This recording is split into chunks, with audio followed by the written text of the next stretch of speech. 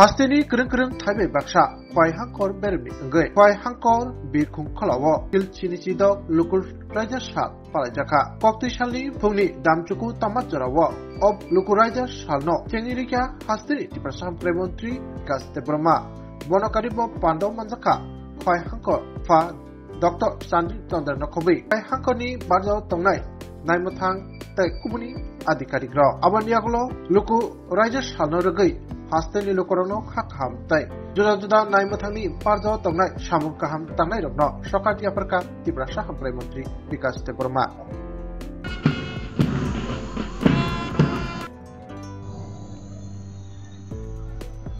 আমাদের মাননীয় প্রধান অতিথি শুভ সকাল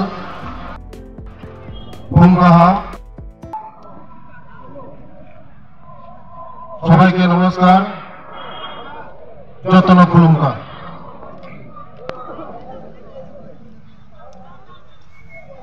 ভারতের ৭৬তম প্রজাতন্ত্র দিবস উপলক্ষে আমি সমগ্র ত্রিপুরাবাসী তথা বিভিন্ন জনজাতি সম্প্রদায়ের জীবিকাকে কেন্দ্র করে মুখ্যমন্ত্রী ট্রাইবাল ডেভেলপমেন্ট মিশন নামে এক প্রকল্প গত ১৫ নভেম্বর ২০২৩ সালে জনজাতি গৌরব দিবসে ঘোষণা করে বর্তমানে এই প্রকল্প অধীনে বিভিন্ন কার্যক্রম চালু রয়েছে।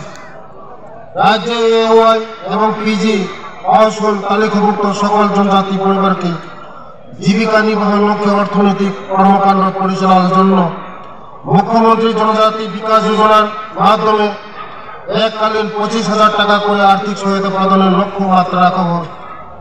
ইতিমধ্যে 4.978টি এওয়াই এবং পিজি হোল্ডার তালিকাভুক্ত জনজাতি পরিবারকে উক্ত আর্থিক সহায়তা প্রদান করা হয়েছে।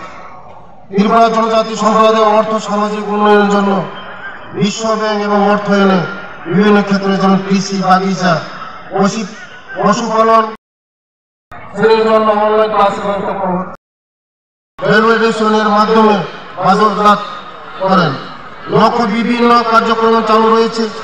এতে মোট 18.440 বেনিফিশিয়ারি উপকৃত হয়েছে।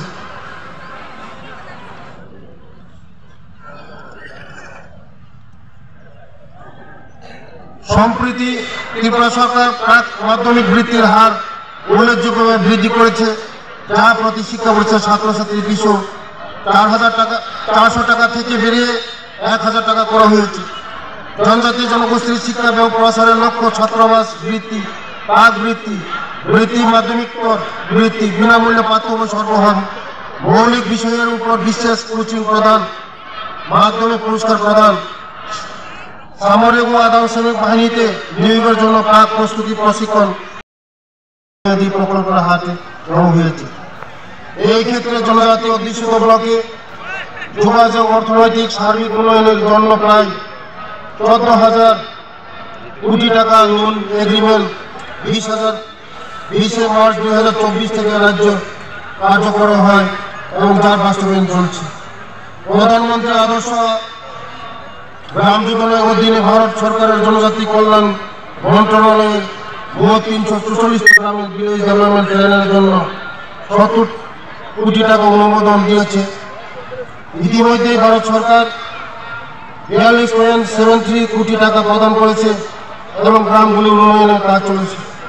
বর্তমান ত্রিপুরা রাজ্যের বিভিন্ন জেলাতে 84 বন বিকাশ কেন্দ্র স্থাপন করা হয়েছে, যেগুলির মাধ্যমে ঝাড়ু, আমলকি, তেঁতুল, গন্ধকি ইত্যাদি মতো বোনাস ফিল্টার, জলের ট্যাঙ্ক ইত্যাদি দেওয়া হচ্ছে। পাশাপাশি বিভিন্ন জনজাতি ছাত্রছাত্রীবাসে পাঠরত জনজাতি ছাত্রছাত্রীদের মানসিক বিকাশের লক্ষ্য সাইকোলজিক্যাল কাউন্সিলিং আরও ব্যবস্থা করা হচ্ছে। সরকারি 61 হোস্টেলে স্মার্ট ক্লাস স্থাপন করা হচ্ছে। স্মার্ট ক্লাসের মাধ্যমে ষষ্ঠ থেকে দ্বাদশ শ্রেণীর জন্য অনলাইন ক্লাসের ব্যবস্থা করা হচ্ছে। ছাত্রছাত্রীদের জন্য হোস্টেলের মেট্রিকুলেশন সাইকোলজিক্যাল কাউন্সিলিং কার্যক্রম শুরু হয়েছে। জনজাতি মেয়েদের হোস্টেলের নবম ও দশম শ্রেণীর জন্য স্থানীয় ভাষায় কক, বরক এবং বাংলা ক্যান্টন সহ ট্যাবলেট বিতরণ করা হচ্ছে। জনজাতি গৌরববর্ষের অঙ্গ হিসেবে জনজাতি কল্যাণ দপ্তরে একটি অত্যন্ত সুস্থল ফুটবল টুর্নামেন্ট আয়োজন করা হচ্ছে। বিভিন্ন সাব ডিভিশনাল ফুটবল টুর্নামেন্ট চলছে। ডিস্ট্রিক্ট লেভেল ফুটবল টুর্নামেন্ট হওয়ার পর স্টেট লেভেল ফুটবল টুর্নামেন্ট আগামী 5 ফেব্রুয়ারি থেকে 8 ফেব্রুয়ারি 2025 পর্যন্ত অনুষ্ঠিত হবে। এই ফুটবল টুর্নামেন্টের জন্য ছাত্রছাত্রীদের মাধ্যমে উৎসাহ উদ্দীপনা সঞ্চালন হয়েছে।